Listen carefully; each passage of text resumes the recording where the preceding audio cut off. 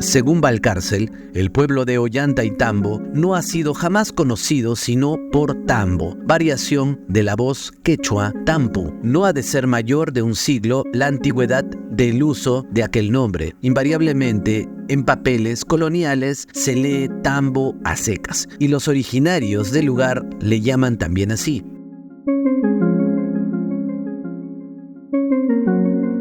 Tampu, convertido en tambo, es alojamiento o posada, según la corriente etimológica. Mas, tampu posee otra acepción muy poco vulgarizada. Es el nombre de una ayllu o tribu antiquísima, precisamente de las que, según la tradición, fundaron el imperio de los incas. En la conocidísima leyenda de los hermanos Ayar, la voz Tampu, como nombre propio, se repite muchas veces. Es Tamputoco o la cueva de la que salieron los Tampus. Es Pacarejtampu o el lugar donde aparecieron los Tampus. Es Aputampu o el señor o jefe de la tribu Tampu. El éxodo hacia el Cusco de Mascas, o incas, maras y tampus, los primeros se avecindan en el valle del Guatanay, los segundos se establecen cerca a las salinas que conservan el mismo nombre, y los últimos dominan y radican en la que propongo llamar región Tampu. Tampu es el pueblo que nos aprestamos a estudiar. Para Cerrón Palomino, Ollantaytambo provendría del aymara Uyan Tawi, lugar para ver hacia abajo, mientras que Tambo proviene de la palabra Tampu. Según David Canal, el nombre original del lugar sería Coyatambo. Se basa en que así se llamó la encomienda de Hernando Pizarro en 1555. Coya significa habitante del Collasuyo. Para el cronista Sarmiento de Gamboa, fue Pachacútec quien mandó traer arquitectos de la región de Tiahuanaco para construir esta obra. Sin embargo, algo no cuadra, pues como vemos, hay piedras fuera del lugar. Por otro lado, la arquitectura está a medio construir. Vemos rocas cansadas o abandonadas y sectores que se ve han sido refaccionados posteriormente, dándole otro sentido. Y es que la explicación que más se ajusta a la realidad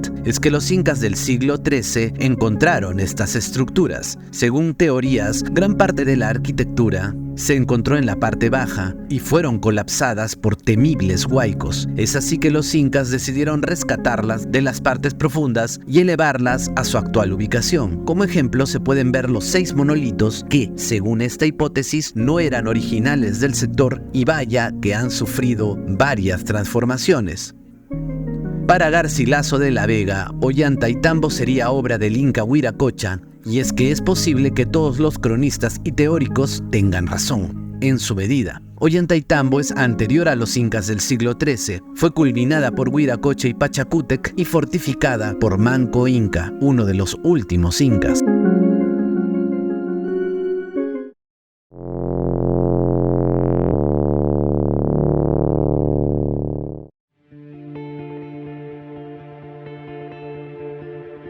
Ollantaytambo se encuentra ubicada a 80 kilómetros al noroeste del Cusco, a 40 kilómetros de Machu Picchu y a 2.792 metros sobre el nivel del mar, y con una antigüedad discutida en 3.500 años aproximadamente. Sin el concepto previo de lo que es Ollantaytambo y de lo que significa este primer centro arqueológico, difícilmente se podrá comprender el enigma de las piedras ciclópeas y enigmáticas desparramadas por todo el Cusco, pero también es la clave para comprender el uso de alta tecnología antigua, observada en otras partes del Perú y el mundo. Cuantos han visitado este yacimiento arqueológico expresan su profunda emoción más intensa, quizás la que se experimenta en el Cusco mismo. Los especialistas lo hallan tan interesante y complicado que prefieren su estudio como el más atractivo por la serie de enigmas que plantea. La ciudadela, que está orientada al Cusco, fue construida en granito rojo, pero algunas también dan la impresión de haber sido modeladas. ¿Son acaso piedras derretidas? Pues se halla con visibles signos de vitrificación, pero encontraremos también puertas trapezoidales cortadas con absoluta precisión, lindando con lo incomprensible. ¿Acaso se usaron herramientas para cortar altas durezas como láser o sierras de diamante?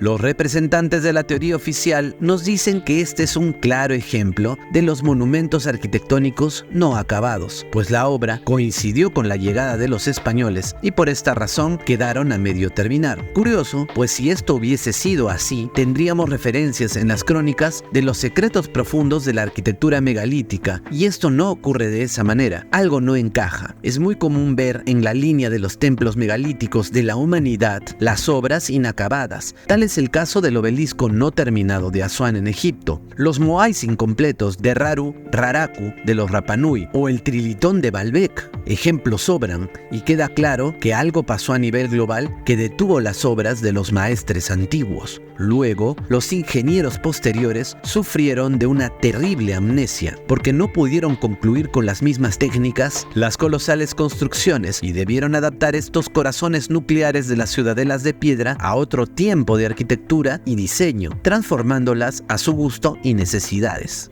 pero nunca con las mismas técnicas. Entonces, un ejercicio que debemos practicar al llegar a Ollantaytambo es imaginarnos cómo debió lucir originalmente este lugar, porque fue varias veces modificado en diversas etapas de la cultura andina. Los incas del siglo XIII la habrían encontrado y la restauraron o transformaron, pero realmente, ¿por quién fue construida primigeniamente? Algunos afirman que la civilización que comenzó el trabajo posiblemente se llamó Hanampacha. Otros piensan que se trataba de la civilización Arak o Primera Humanidad. Para fines prácticos, nosotros la denominaremos los quechuas o incas paleolíticos. Y es que en Ollantaytambo podremos encontrar partes tan antiguas que bordearían los 12.000 años de antigüedad, o quizás más. Fueron diseñadas por un pueblo avanzado para su tiempo, una antigua civilización antediluviana de conocimientos tecnológicos, técnicas proveídas por Huiracocha. Los antiguos poseían secretos que se perdieron en la noche de los tiempos, legándonos una ciudad insólita que misteriosamente fue abandonada.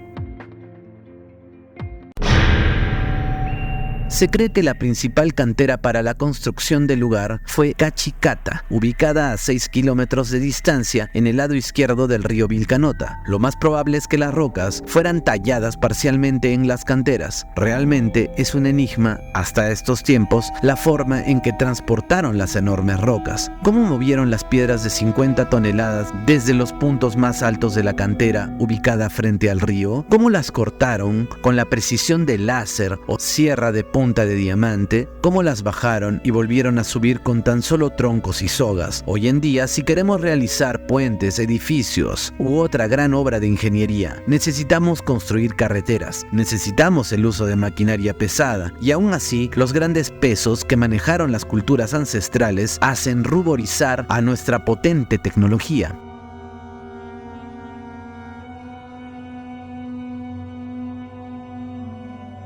Entonces, ¿cómo adaptaron las rocas con tal maestría en partes complicadísimas? ¿Cómo lo lograron solo con herramientas de bronce, aleaciones y piedra? Según la teoría oficial, estas rocas eran desprendidas de la cantera, arrojadas al río y llevadas por un camino o rampa. Pero, ¿cómo las bajaban con cuerdas sencillas? ¿Cómo lo hacían sin conocer la palanca? Trasladarlas de una forma tan rudimentaria, ¿es posible sin generar el más mínimo daño en las piezas? Aquí encontraremos las evidencias de que precisamente las rocas más pesadas fueron fundidas por una forma de tecnología que desconocemos, derretidas como si hubiesen sido utilizadas con moldes. Observamos esquinas redondeadas y evidencias de herramientas de precisión, pero en la edad de bronce, una hipótesis aceptada es que las rocas son en realidad moldes de arcilla. Pero ¿cómo las derritieron hasta llegar a un punto de fusión? ¿Y con qué las catalizaron nuevamente? ¿O fueron irradiadas con algún tipo de energía desconocida? Piedras encajadas de forma perfecta por 8 lados, como si se tratara de un rompecabezas. ¿Por qué usar bloques gigantes? Porque son capaces de soportar terremotos. De esa forma, las edificaciones se reacomodan cada vez más. Pero ¿por qué no encontramos del todo sentido en las explicaciones tradicionales? ¿Qué instrumentos hoy en día soportarían esos pesos descomunales? ¿Y cuántos hombres se necesitarían para operar esta empresa? ¿Cómo cortar las piedras con total precisión? ¿Cómo saber la correcta posición y orientación en perfecta armonía con la naturaleza? Ollantaytambo guarda además una bella conjunción astronómica astronómica entre las Pléyades, Orión y sus monumentos. Muchas de las construcciones más antiguas del sector guardan relación con momentos sagrados, como los solsticios, lo cual evidencia su propósito como observatorio astronómico para la elaboración de calendarios, donde practicaban elevados cálculos matemáticos. Las incómodas preguntas siguen dándonos vueltas en la cabeza. ¿Dónde escribieron esos cálculos para tamaña empresa? ¿Cuántos siglos les tomó realizar esta construcción? Insisto, las cuentas no cuadran. El año de inicio debe haber sido en la edad en que supuestamente el hombre se encontraba en las cavernas.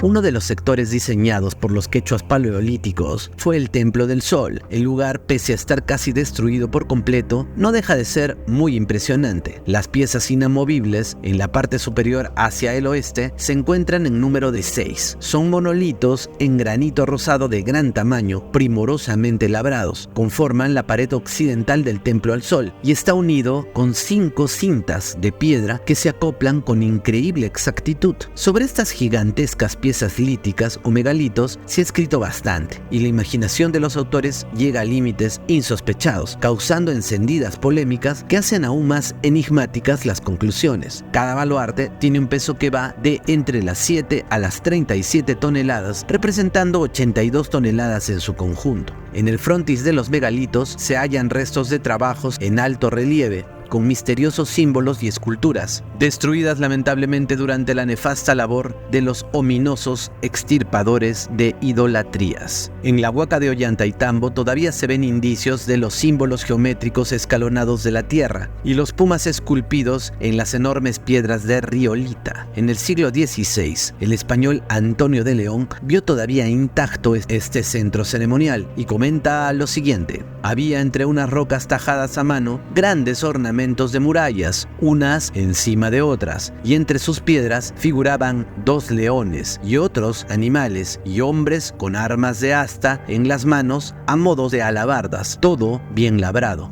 Desgraciadamente, los pumas esculpidos en posición de descanso fueron destruidos, pero aún se pueden observar las figuras geométricas que representan a la tierra. ¿Eran alabardas o se trataban de varas de mando?, nos preguntamos nosotros. Según fotos de principios del siglo XX, observamos cómo ha cambiado la zona de los grandes bloques del Templo del Sol. Ayudan mucho las ilustraciones de dibujantes como Skier o Wiener, quienes graficaron el lugar, tomaron apuntes y recogieron algunas tradiciones orales, pero es de vital importancia el esquema del pintor alemán Johann Moritz Rugendas, quien revela un detalle inédito sobre los bloques rosados. Fue entre 1840 y comienzos de 1900 que la parte superior de la plataforma fue removida, probablemente quebrada y o reutilizada en algún otro punto. Sin embargo, si observamos el suelo, en fotografías posteriores a 1900 podrían estar al pie del monumento. Incluso, según el canal SGD,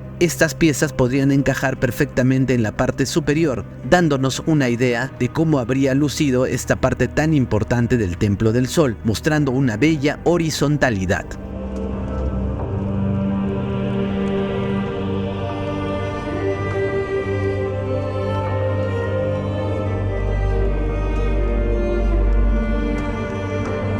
Observando a detalle el sitio y con este dato importantísimo, encontramos anomalías en la base de los monolitos. Estos fueron refaccionados modernamente para evitar el colapso de la estructura. Se aprecia a la vista de las montañas actualmente, pero esto no fue siempre así. En fin, algunos cambios anteriores a este seguro fueron refacciones del tiempo de Manco Inca o de algún inca más antiguo.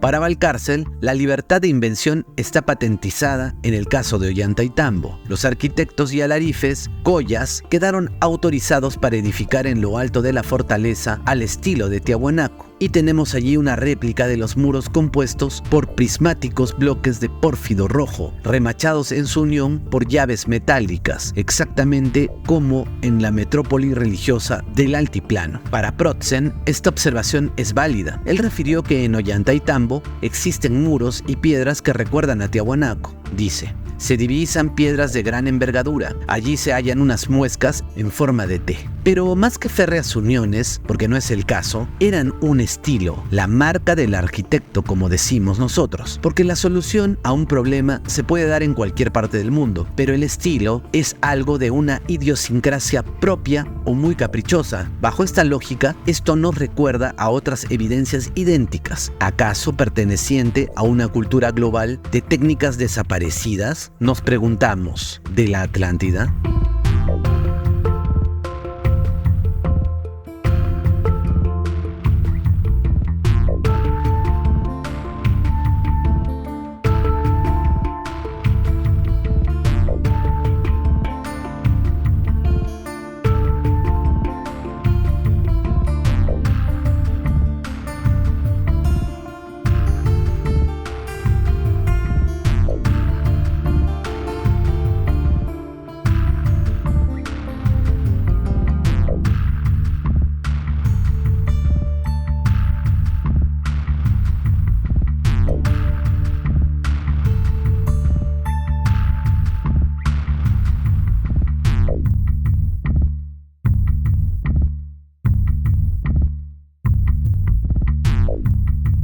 Miren esto, qué interesante. Aquí, subiendo, nos hemos encontrado con este muro. A ver, vamos a ver, de aquí mejor.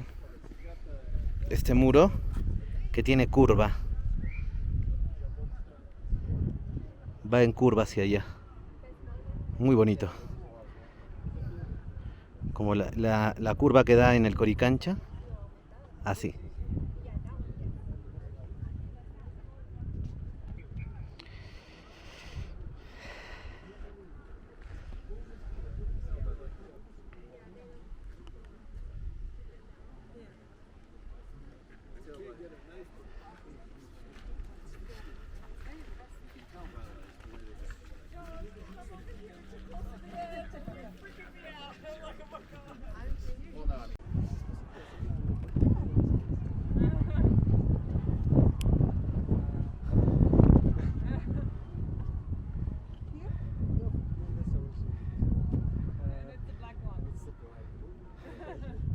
Bueno, esta parte es muy interesante. Miren, acá vamos a ver.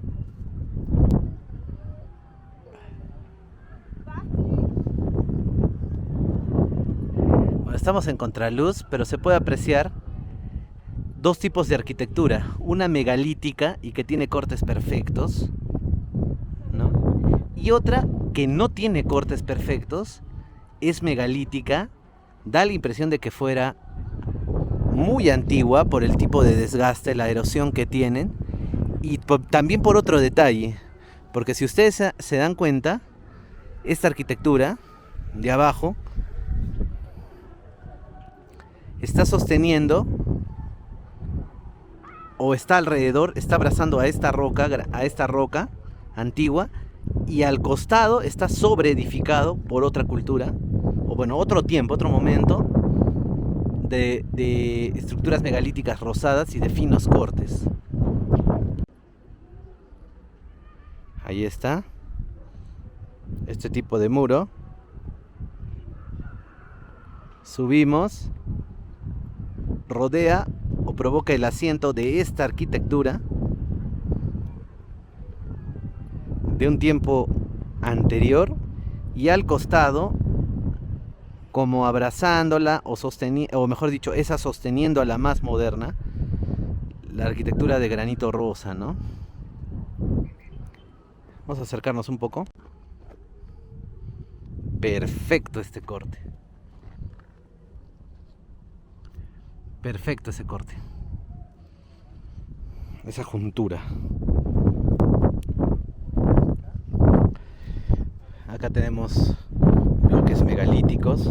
Ya estamos en la parte superior, de gran tonelaje.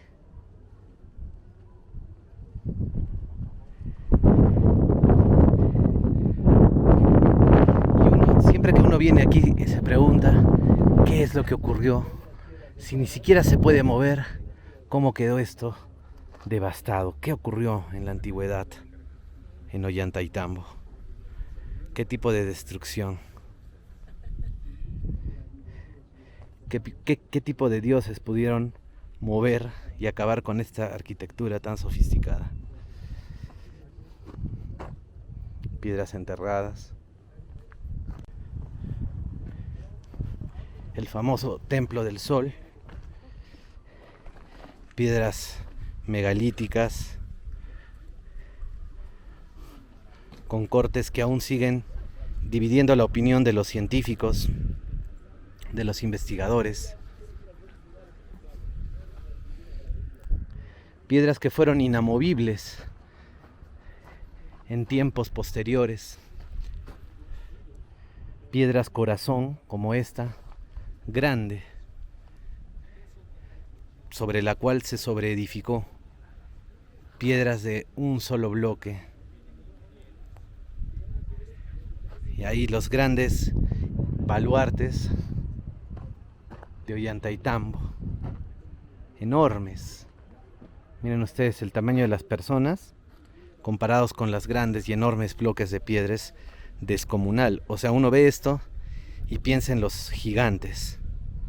Definitivamente, las zancadas son mucho más grandes las que hay que dar para subir este sector.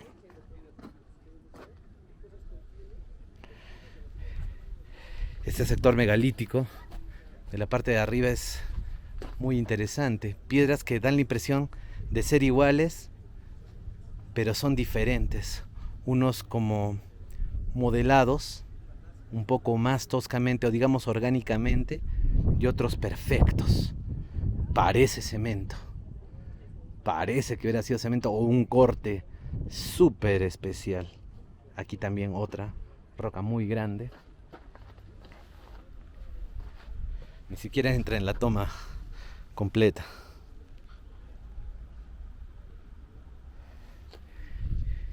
Y bueno, algo se puede ver de aquí.